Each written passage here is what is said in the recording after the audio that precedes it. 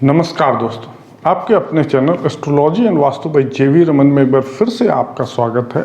आज का टॉपिक है वैदिक एस्ट्रोलॉजी और इसमें मैं आपको बताऊंगा लग्न 9 यानी धनु लगन वालों के लिए सभी 9 ग्रहों के महादशा का फल मैं आपको संपूर्ण जानकारी इस एक वीडियो में दूंगा। इसलिए मेरा आपसे निवेदन है कि अगर आप इस चैनल पर पहली बार आए तो आप हमारे चैनल को सब्सक्राइब कर लें, और अगर आप हमारे चैनल को सब्सक्राइब कर चुके हैं और किन्हीं कारणवश बेल आइकॉन, जिसको घंटी का बटन भी कहते हैं, दाबना भूल गए हैं तो उसे दाब लें ताकि इस तरह के वीडियो का नोटिफिकेशन सर्वप्रथम आप तक पहुंचे और आप हमारे चैनल पर अप टू डेट रहें। तो आइए बढ़ते हैं टॉपिक पर और देखते हैं शुक्र की महादशा का फल कैसा रहता है। क्योंकि छठे एवं 11वें भाव का स्वामी शुक्र है, इसलिए शुक्र की महादशा में जातक को शत्रुओं की ओर से हानि पहुंचती है। मुकदमे में हार का सामना करना पड़ सकता है। उसका संचित धन वैद्य एवं डॉक्टरों में खर्च होता है, यानी उसका जो जमा पूंजी है वो बीमारी में निकल जाता है। संतान की ओर से भी उसे हानि उठानी पड़ सकती है। इस दशा में जातक की आय बढ़ती है, उसकी ख्याति फैलती है, उसका मान सम्मान बढ़ता है और व्यापार में उसे प्रचुर लाभ मिलता है। लेकिन इस महादशा में वह अपने पिता से अलग रहता है, उसके पिता को कष्ट हो सकता है या फिर उसके पिता की मृत्यु की भी संभावना बनती है। इस महादशा में वह अतिरिक्त भोग विलास करता है। अब आइए देखते हैं सूर्य की महादशा का फल। क्योंकि सूर्य 9वें भाव का स्वामी है, इसलिए सूर्य की महादशा में जातक का भाग्योदय होता है। वह नए नए उद्योग का प्रारंभ करता है एवं व्यापार में उसे विशेष लाभ मिलता है। तीर्थ यात्रा पर जाने की संभावना बनती। विद्या के क्षेत्र में भी उसे विशेष लाभ मिलता है और वह किसी महान कार्य को करके अपने ख्याति को फैलाता है। अब आइए देखते हैं चंद्रमा की महादशा का फल। क्योंकि 8वें भाव का स्वामी चंद्रमा है, इसलिए चंद्रमा की महादशा में व्यक्ति को मृत्यु तुल्य कष्ट उठाना पड़ सकता है। पत्नी का वियोग सहने के लिए उसे बाध्य होना पड़ता है एवं कन्या विवाह का योग्य बनता है। स्त्री और पुत्र की ओर से भी उसे हानि उठाना पड़ सकता है। अब आइए देखते हैं मंगल की महादशा का फल। क्योंकि 5वें एवं 12वें भाव का स्वामी मंगल है, इसलिए मंगल की महादशा में व्यक्ति समाज में सम्मान प्राप्त करता है, बुद्धि निर्बल होती है, विद्या का विशेष लाभ मिलता है, संतान की प्राप्ति होती है। मगर इस महादशा में उसे अब उसकी माँ को भी कष्ट पहुंच सकता है। वह अपनी माँ से दूर रहना पड़ सकता है उसको, या फिर उसकी माँ की मृत्यु की भी संभावना रहती है। स्वयं को मृत्यु तुल्य कष्ट भी उठाना पड़ सकता है और नई नई चिंताओं के कारण वह बहुत परेशान रहता है।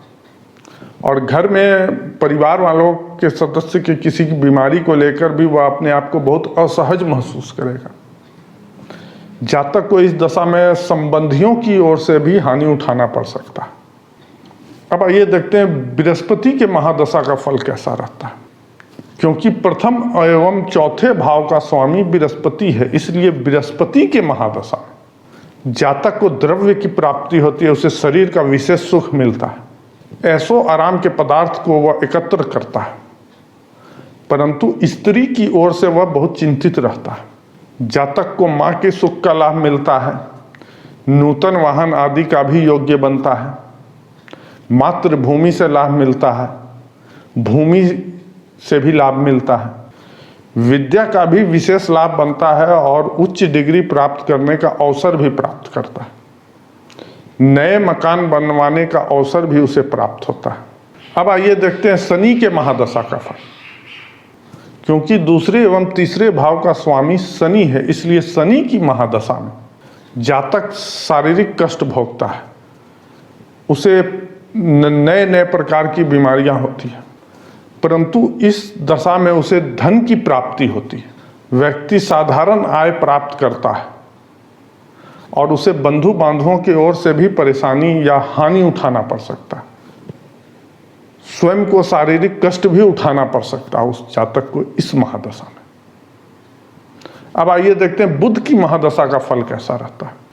क्योंकि 7वें एवं 10वें भाव का स्वामी बुध है, इसलिए बुध की महादशा में व्यक्ति को शारीरिक कष्ट उठाना पड़ सकता है, उसे मित्रों की ओर से विश्वासघात हो सकता है या इसकी संभावना बनती है। धन की विशेष हानि होती है। नौकरी में भी उसे अवनति का द्वार देखना पड़ सकता है। हो सकता है डिमोशन हो जाए, हो सकता है नौकरी से निकाल दिया जाए, हो सकता है सस्पेंड हो जाए नौकरी में। लेकिन इस महादशा में उसके सम्मान की भी वृद्धि होती है। स्त्री एवं पुत्र की ओर से लाभ भी होता है। अगर नौकरी जाएगी तो नए नौकरी के अवसर भी प्राप्त होंगे और अधूरे एवं रुके हुए कार्य भी पूर्ण होंगे। अब आइए देखते हैं राहु और केतु के महादशा का फल क्या है। हर बार की तरह इस बार भी मैं उसे पार्ट पार्ट में बताऊंगा। हर राशि के लिए, अलग अलग राशि के लिए कैसा फल रहेगा और सारा चीज आपको ग्राफिक्स में देखने को भी मिलेगा। अगर राहु 2, 7, 10 या 11 राशि में, तो राहु की महादशा में व्यक्ति को अर्थ लाभ होता है, यानी धन की प्राप्ति होती है। अधिकार प्राप्त करने का अवसर मिलता है।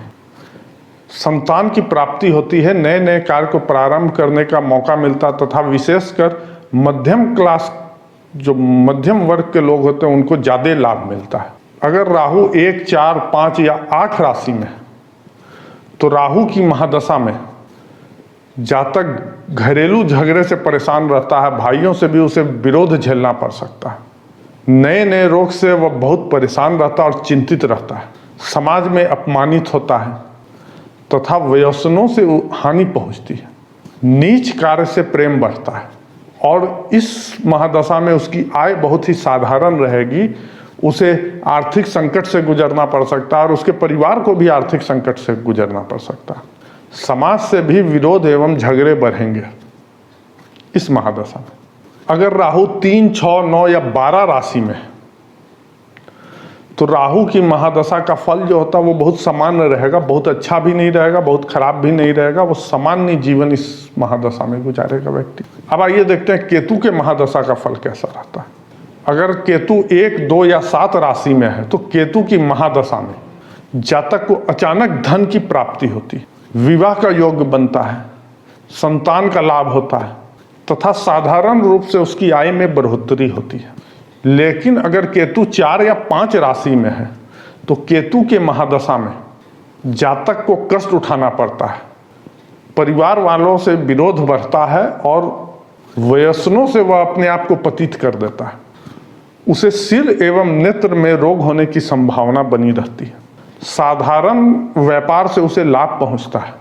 और अगर इस महादशा में अगर वो कोई नया कार्य शुरू करता है, तो उसमें असफलता का ही मुंह देखना पड़ सकता है। स्त्री की ओर से भी उसे हानि उठाना पड़ सकता है। अब अगर केतु 8, 10 या 11 राशि में, तो केतु के महादशा में ऊपर बताए गए शुभ और अशुभ फल दोनों एक साथ मिलेंगे। लेकिन अगर केतु 3, 6, 9 या 12 राशि में है, तो केतु के महादशा में व्यक्ति को का जो फल रहेगा वो सामान्य रहेगा, ना बहुत अच्छा रहेगा ना बहुत खराब रहेगा, और वह एक सामान्य जीवन व्यतीत करेगा। तो मुझे उम्मीद है कि आज का वीडियो आप लोग समझ गए होंगे और ये वीडियो आप लोगों को पसंद भी आया होगा। अगर ये वीडियो आप लोग को अच्छा लगे तो ज़्यादा से ज़्यादा शेयर करें और लाइक करना ना भूलें। और इस वीडियो को अंत तक देखने के लिए आपका बहुत बहुत धन्यवाद।